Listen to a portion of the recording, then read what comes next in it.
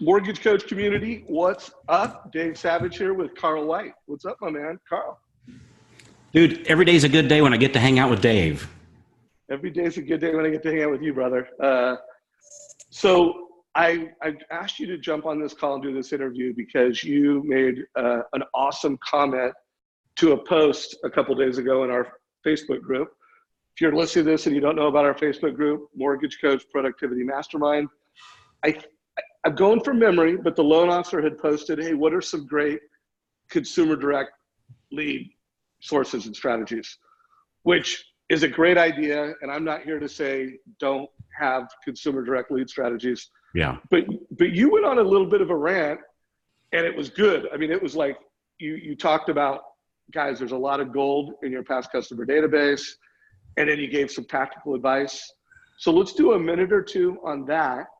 And then I want to close out this call, Carl, where we just give people some simple scripts to call their past customers and generate refis. Okay. So let's rock it out for 10, 15 minutes. We can do this. So first of all, the guy that asked the question actually is a very dear friend of mine, which made me feel free to do the comment that I did, because I know he would, for me, if we're thinking we're helping each other. And for me, like I hear this all the time. It's like consumer direct. I don't want to be asking for business, right? I've just always thought that is a huge mistake, because like we have the best business model in the world, in my opinion, where we don't have to go consumer direct, right? We can, but look, it's all about leveraging. And so there's two kinds of ways to sell balloons. One way is to go out in my front yard and try to sell balloons, right? There's not a whole lot of people driving up and down in front of my house, by the way. The other way is I can go to Disney and try to sell balloons there. I'll sell more balloons. Like there's somebody real smart told me one time, said, Carl, find a parade and then find a cool way to get in front of that parade. And so here's the thing. So here you have these people don't call loan officers to buy houses. They call real estate agents or financial planners for that thing, or divorce attorneys for when that's necessary. And so when we can tap into somebody else's list, somebody else's efforts in a cool way, when we can tap into that, they bring the buyers to us. So one contact, when we go consumer direct, when I get that one deal, I get it. We might get some referrals from them, but when that deal closes, I got to go find another one, and then another one, and then another one. Whereas with the referral partners, we can use that leverage. They do all the hard work for us. We just be nice to people, right? And they'll refer to us, and we can leverage in with their list. And it's so much more scalable that way rather than going consumer direct. That's all. So it's yeah. Well, and I thought it was good leadership. And here's the deal, guys. Carl and I both believe that you should be using Facebook intentionally. We both believe that you should be creating content that the people that follow you on Facebook, you always want to grow the people that are following you and paying attention to you. And then you want to make sure that you're giving them value. They're getting to know you, so you're building a personal brand. And I'm a big advocate right now, like what Denise Donahue is doing. And I'll put a link down below to one of her interviews where she's going out and creating content on social media for first-time home buyers. God, I don't know why every loan officer in America is not like going after first-time home buyers, getting them into buying, like, whether they follow you on Facebook or whether they're in line with you at a grocery store, like be an advocate to get buyers into the market. But this call is not about that. This call is about, there's a refi wave going on. There's refi opportunities. Carl, you went on to just talk about how much you are killing it. I want you to share how much you're killing it. And then I want to ask you, like, for everybody on this call that has a database, and I don't care if you're brand new in the business, you have a database. You have people that you would invite to your wedding. And if you've been doing this business for any length of time, you have people that you closed a loan for that gave you a 5-star review. And so everybody either has their wedding list or their 5-star review list. You have people to call. I want to close with, what would you say if you were to email them and call them? But why don't you start with, how are you doing right now? And then let's close with that. All right. And one thing I just want to add, like sometimes I think when people are working on all these things, like they go, hey, let me go do this, let me go do that, let me go to this, that's because you're like really smart people, highly intelligent people do that. But we have to learn how to channel our focus in smaller areas, which is not our natural tendency, Dave. It's just, I know your brain, I just can't even imagine. I'm sure it's just firing all over the place, right? But you have the discipline to focus it. And one thing we have to be careful, we don't get so busy building the farm that we forget to milk the cows. And that's where the money is milking the cows. And building the farm, it's fun, it's sexy, and hey, I'm doing this and doing that and this and that and this and that and this and that. Don't forget to milk the cow. And you milk the cow first thing in the morning, by the way. So, by the way, win by noon. My friend Todd Bookspan, has the day planner win by noon, and I love that metaphor. And now we got to throw the cow in. We got to milk the cow in the morning, and we got to win by noon. Got to milk the cow, because that's where the money is. I like that. We get out there busy mending the fence. If you don't milk the cow, they go dry. So I get it, all the cool stuff, and hey, I saw Dave's doing this, and Susan's doing that, and Bob's doing this. Man, just focus on one thing and get that thing done. So for me, I'm a branch manager. I think everybody knows that. And so on my team, which is a pretty good sized team, just in all fairness, last month we closed for the month of August. My team closed 511 loans for the month. Which was a record. So, and this month I checked, and we're at, I think it was like 600. I don't have the exact number. I don't remember. It was like 610 or something like that submissions for the month of September. So it looks like September is going to beat. But I just want to just give credit where credit's due, man. It's a team, and it's not Carl. It's the team doing it and the leveraging.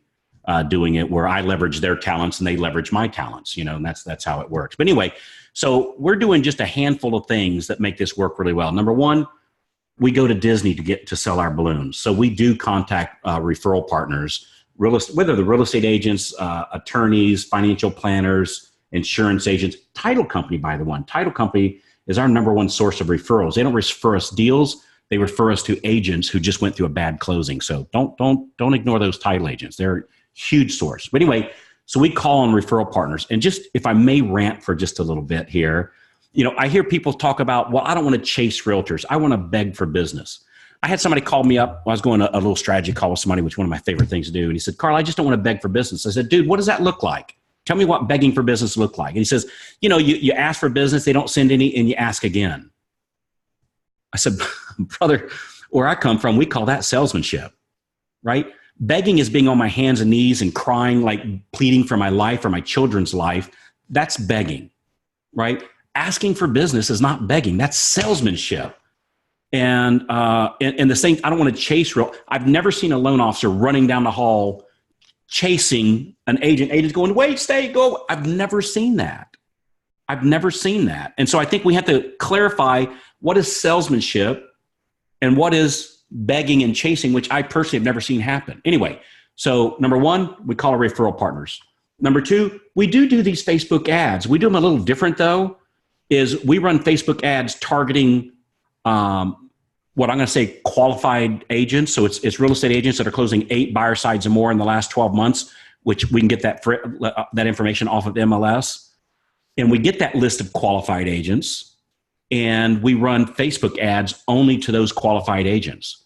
Now, just being honest, Dave, we don't get a ton of phone calls from those. But what does happen is that when we go to open houses, when we go to the realtor meetings, when we go to offices, when we do call on people, we can't make a cold call because you become this like celebrity in your own little neighborhood. It's like the Kardashian thing, I guess, or something like that, where they're seeing you on their news feed of Facebook all the time, and you're no longer a stranger. It's like if Jimmy Fallon calls. There is no such thing as a cold call for a guy like Jimmy. You can become the Jimmy Fallon in your area. So we run Facebook ads, and we do run Facebook ads to our past database too. If we have time, I'll talk a little bit about that. Number 3, we call every time we have a deal. We have a borrower, co-borrower, listing agent, buying agent, seller, and a title company. We have those 6 people. And I mean, people know to do this. They're just not doing it. We call them and ask for more business. So when we call them up and update on the file, we ask them, can we count on them for the next person they talk to. And it's just this, calling our past database. We don't just call them when refis are down. We call them all the time, right? That's just we call them 4 times a year, just on an ongoing basis. We call the people how many loan officers have gone out and pre-approved somebody, and then they get so busy pre-approving the next person, they forget to contact the last one they pre-approved last week. And then 3 months later, they see on Facebook, a moving truck where they moved. It's because we just didn't simply call the people that we pre-approved. It's these simple things that for me, I go, I'm going to dominate this part of my business first. And then once I dominate that, then I'll start doing other strategies like going consumer direct. I told a story, and I think I did it in that post, where a dear friend of mine, one of the members in our little group that we do, Jen Conley, she's had months where she gets between 20 and her best months was 31% market share for her county. For her county, brother, that's unheard of. And it's just by following these very simple things. So instead of trying to go after a bunch of different things, dig for the gold where you know it already is. Even though it's fun and sexy to go somewhere else, dig where you already are. So anyway. So I love everything you said. I'm actually going to be with Jeremy Forcier tomorrow. I'm going to be doing a training together with Jeremy for his region in Santa Rosa. Guy. Yeah, he's an awesome guy. And, we're going to be talking about, what should we be doing with realtors right now? But we're also going to be talking about how do we ride this refi wave. And I interview a lot of loan officers around, what are you doing? What are your scripts for calling your past customers in a market like today? And, the mortgage coach script or the mortgage coach playbook is call them, do a lot of things. You can do a text video, you can do a Facebook video, you can do a phone call. Make sure you're giving them a total cost analysis so that you're effectively showing them not only the monthly savings of the refi, but you're showing them the savings over 5 years. And you're showing them that, hey, if you prepaid that savings, look at, blow it up. Like, look at how much faster you could pay off your home, or look at how much faster you could buy that second home or that move up home. So those are our scripts. What is the Carl White script? Like, what does it sound like when someone on your team calls a past client, and it's September. So let's just think of September, October of 2019. What do those phone calls sound like? And if there is an email that you're sending, paraphrase what those emails look like. Sure. How are you serving your database? So first of all, if you're not calling your past database, you just hate money. I'm just telling you, because there is no easier source to get loans from than your past database. You should be closing 1 loan per 100 people in your past database per month. So if you have, say, 500 people in your past database, you should be closing a minimum of 5 loans per month just from them, not including the other stuff you're doing, just from them. On the phone calls, it's a real simple thing. It's just, and if you haven't called them for a while, it's okay. They don't know that you're supposed to be calling 3-4 times a year. They don't know that. So if it's been 5, 6, 7 years, they haven't been sitting by the phone going, he don't call, he don't write, and it hurts, right? They don't, but that's what goes through our mind. I'm going to call them up and they're going to think it's weird. Like, they haven't been thinking about you, and it's okay, right? So we just call them up. It's been a while, same script. It's just reintroduce yourself. Hey, Dave, this is Carl White over at carlsmortgagecompany.com. I did your loan last time, and I'll just call them up, see how are you guys doing? How you guys doing? Right? And they'll give some short little answer. Say, hey, the purpose of my call, because you go, well, why would I call? To thank them. The purpose of my call is just say thank you so much. I really appreciate helping you in the past. I just wanted to see how things were going. Just wanted to tell you thank you and let you know if you ever have any real estate or mortgage questions, reach out and give me a call. The number's 555-1212. Appreciate your time today. Hey, Dave, can I ask you one more favor real quick, please? Sure. And they always say that. And I say, hey, man, can I count on you to give me a call? I call it my 3x3. Can I count on you to give me a call when a family friend or coworker is looking to buy, sell, or refinance? Can I count on you to give me a call, brother? And don't water that down. Can I count on you? When we started adding in, we saw a huge bump. And that's it, Dave. We make that exact same phone call 4 times a year. That's exactly what we do. So that's the 4 times a year. Now, what about, like, right now, rates are low. We text and them. A lot of people could refi. We text them. Okay, so you're texting people right now. Check it We out. text That's them. the Carl White move right now. So you're texting them. What's it Because sound you can do like? it What's quicker. I can do it quicker, and somebody else in the office can do it for me. And so the text we're sending out right now, and of course, anything I say always run through your compliance department, of course, you know. But our text is, and I'm just paraphrasing here, but it's short. It's real short. It's rates just dropped this week. We should look to see if refinancing makes sense. Carl White, put my name, and that's it. So, actually, I missed a part. Rates just dropped this week, may not last. There's a scarcity. I helped you with your mortgage in the past. This is not a bulk message. Got time to chat? ? Carl White. And that's what we send out. I'm going to caution you, do not send that out to your entire database at one time. It'll light up the phones. I'm just telling you. The biggest mistake people make is they send that out to like 100 at a time. Don't do that. Pick smaller chunks. Send it out to maybe 20 at a time. See how effective it is, and then go from there. Yeah. And I've heard so many different variations. I love that. So guys, you know what Carl's doing now? Calling quarterly, texting when it makes sense. I've interviewed countless leaders, countless top producers. They're in the mortgage coach community. Also, throw darts. When it makes sense for someone, create a TCA, send them that text. And here, I reviewed your mortgage, and we could save you this much per month, and we could save you this much over 5 years. You have time to talk. If you're not sending out your TCA, at least, I don't even want to say how many times. How many times do you recommend they send it out per year, Dave? Well, with many CRMs, I think you guys use Jungo, you could be sending it out monthly. We recommend at least quarterly, where you're automating that and you're sending it out so that you're managing someone's mortgage. You're telling them at the point of sale, I'm going to help you make a great decision that helps you build wealth with real estate faster.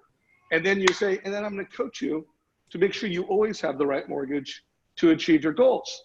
And then the total cost analysis is how you live that. You make the call, you send out a report card. This is how your loan compares to the market. And guys, even when it doesn't make sense to refi, like, you got a great loan. That's a beautiful touch point, because you're showing them that you got a great loan, you're in good shape. And they'll refer you to their friends. Yeah. Who else do you know that wants me to send them a mortgage coach report and manage their mortgage? So when I say we get 5 closings per 500 people in our database, about half the time it's not them, it's their friends and their family and their coworkers, right? And I love the TC, the total cost analysis thing, Dave, because there's two things I found I can always email somebody something about, and they're open and want the information. Number one, I'm talking about their money. Number two, I'm talking about their house. You talk about those two things, which the TCA package that up in one piece of paper. If you're not sending that out at least quarterly, it's just the biggest no-brainer ever. So it's very, very helpful. Appreciate it, Carl. So Carl, let's wrap this up. So folks, if you are not following us in Facebook, get on it. If you are not subscribing to the Mortgage Coach YouTube channel, subscribe. Carl, for anybody that wants to hook up with you, follow you, what's the best way to, learn more about what you do and follow you? And ask you questions. If I can do a shameless plug here, I'd say the best way is let's get on the horn and look to see what you're doing, and look to see if there's some small tweaks. Most of the time, it's not revamping everything. It's these little small tweaks that make a massive difference. And we'll openly share our scripts and emails and texts and Facebook ads. Probably the best way is let's just get on the horn and go over a couple things, which would be loanofficerstrategycall.com, loanofficerstrategycall.com. Let's get on the phone and talk about some strategies, man. I love sharing ideas back and forth. It's not a sales call, by the way. Yeah. So link down below to that link where you can schedule a meeting with Carl. Carl, I appreciate you, brother. Hey, Dave, one more thing. So I'm going to get this and send this out to my group, of course. What's the best way to reach out to you?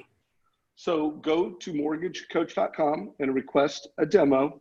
And if you tell me that you're part of Carl's crew, I'll get you guys some type of special offer. Email me, dave@mortgagecoach.com. So mortgagetalk.com, dave@mortgagecoach.com. Thank you, Carl. I appreciate you, my brother. Hey, we hope we delivered value for you guys today. Have a great day. And Carl, thanks for the time, brother.